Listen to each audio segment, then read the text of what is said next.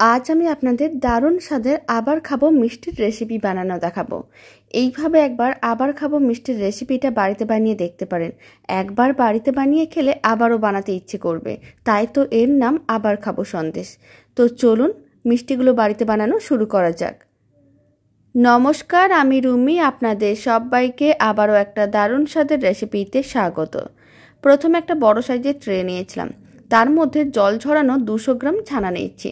এখানে আমি 1 litre packet দুধ নিয়েছিলাম, অল্প একটু ভিনিগার ও জল মিশিয়ে সেই মিশ্রণটা দিয়ে ছানা কাটিয়ে নিয়েছিলাম। সেই 1 লিটার দুধের কিন্তু ছানা, এটা 200 গ্রাম ছানা আছে। এখন ছানাটাকে খুব ভালো করে মেখে নরম করতে হবে, যাতে ছানার মধ্যে কোনো রকমের দলা না থাকে। এইভাবে ছানাটাকে প্রায় 5 থেকে 6 মিনিট খুব ভালো করে মেখে নিচ্ছি, তারপরে আমি আপনাদের দেখাচ্ছি। প্রায় 5 মিনিট ছানাটাকে খুব ভালো করে মেখে নিয়েছিলাম। আপনারা দেখুন ছানার মিশ্রণটা কিন্তু বেশ নরম হয়ে গেছে। এখন আমি দিয়ে দিচ্ছি 100 গ্রাম চিনি। যতটুকু ছানা আছে তার হাফ কিন্তু চিনি নিতে হবে, আর চিনিটাও খুব ভালো করে একসঙ্গে মিশিয়ে নিতে হবে। খুব ভালো করে চিনি মেশানো হয়ে গেছে। এখন এক সাইডে ছানা ও চিনির মিশ্রণটাকে রেখে দিতে হবে, যাতে চিনিগুলো মেল্ট হয়ে যায়। এখন আমি এক সাইডে রেখে দিচ্ছি, আর এদিকে আমি ক্ষীর বানিয়ে নেব। তার জন্য একটা ফ্রাইং প্যান নিয়েছি। ফ্রাইং প্যানে 1 বাটি জল দিয়ে দিলাম, আর সেই বাটির 1 বাটি দিয়ে দিলাম গুঁড়ো দুধ। প্রায় 100 গ্রামের মতন গুঁড়ো দুধ আছে। এতে কি হবে, ক্ষীরটা অনেক তাড়াতাড়ি রেডি হবে। তবে আপনারা চাইলে এমনি নর্মাল দুধ দিয়েও কিন্তু ক্ষীরটা রেডি করতে পারেন, তাহলে একটু টাইমটা বেশি প্রয়োজন পড়বে। আর গুঁড়ো দুধের ক্ষীর অনেক তাড়াতাড়ি রেডি হয়ে যায়। লো ফ্লেমে খুব ভালো করে দুধটা জলের সঙ্গে মিশিয়ে নিতে হবে। যখন খুব ভালো করে মেশানো হয়ে যাবে, তখন ক্ষীরের মধ্যে আমি দিয়ে দিচ্ছি 100 গ্রামের মতন চিনি। আর চিনিটাও খুব ভালো করে একসঙ্গে মিশিয়ে নিতে হবে। মেল্ট হওয়ার জন্য অপেক্ষা করতে হবে।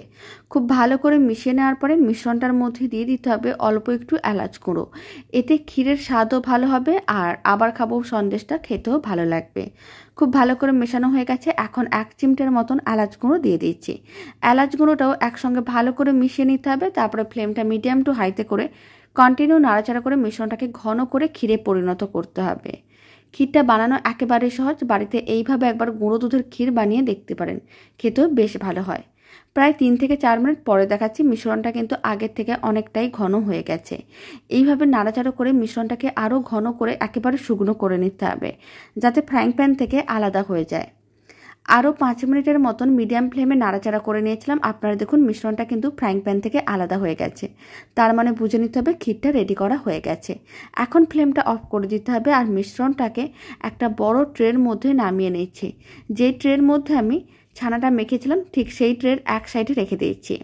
আর ফ্রাইং প্যানটাকে খুব ভালো করে ধুয়ে পরিষ্কার করে নিয়েছিলাম। এখন ওই ফ্রাইং প্যানের মধ্যে যে মেখে রাখা ছানা, মানে ছানা ও চিনিটা যে মেখে রেখেছিলাম, সেই ছানা ও চিনির মিশ্রণটা দিয়ে দিতে হবে, আর কন্টিনিউ নাড়াচাড়া করতে হবে।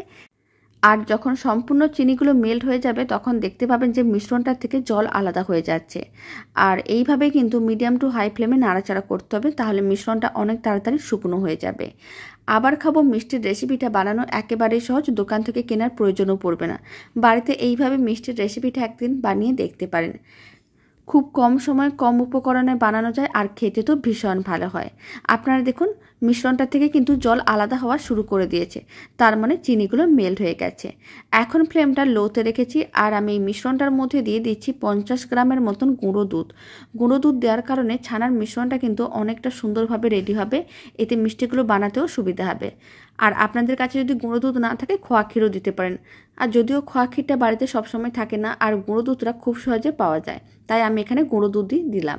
তবে আপনারা চাইলে খোয়া ক্ষীর দিতে পারেন।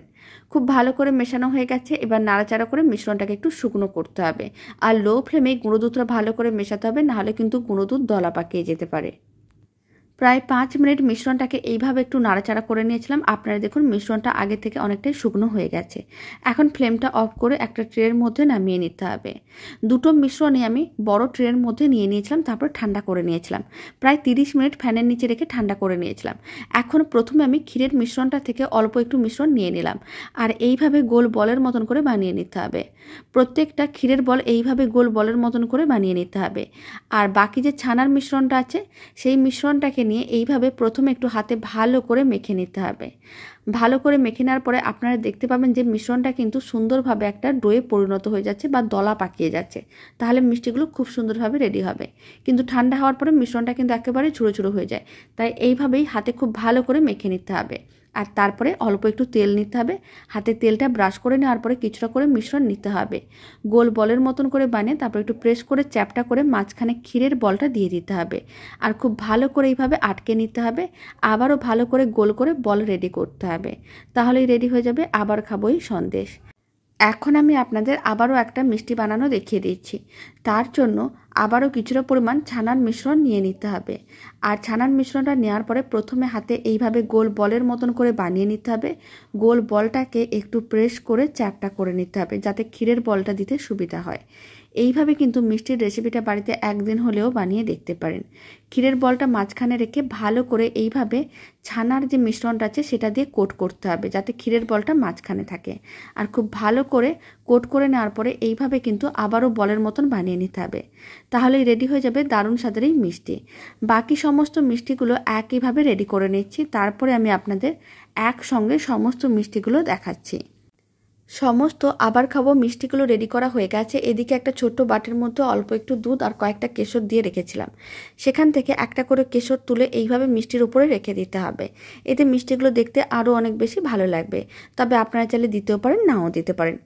আর এই দারুণ স্বাদের মিষ্টির রেসিপিটা শেষ পর্যন্ত দেখার জন্য অসংখ্য ধন্যবাদ। ভালো লেগে থাকলে আপনারা যদি ফেসবুক থেকে রেসিপিটা দেখছেন পেজটিকে ফলো করে নেওয়ার অনুরোধ রইল। ইউটিউব থেকে দেখলে চ্যানেলটি সাবস্ক্রাইব করে নেওয়ার অনুরোধ রইল। পাশে থাকা বেল আইকনটি প্রেস করে নেবেন নতুন রেসিপির আপডেট সবার আগে পাওয়ার জন্য। এবার একটা মিষ্টি কেটেও দেখিয়ে দিলাম। আপনারা দেখুন মিষ্টিটা কত সুন্দরভাবে রেডি হয়েছে। দেখতে যত না ভালো হয় খেতে তার থেকে অনেক বেশি ভালো হয়। বাড়িতে বানালে কমেন্ট বক্সে জানাতে একেবারেই ভুলবেন না খেয়ে আপনাদের কেমন লাগলো। তো চলুন ভিডিওটা আমি এখানে শেষ করছি। আপনারা সবাই ভালো থাকবেন, সুস্থ থাকবেন। আপনাদের সঙ্গে আবার নতুন রেসিপি নিয়ে দেখা হচ্ছে।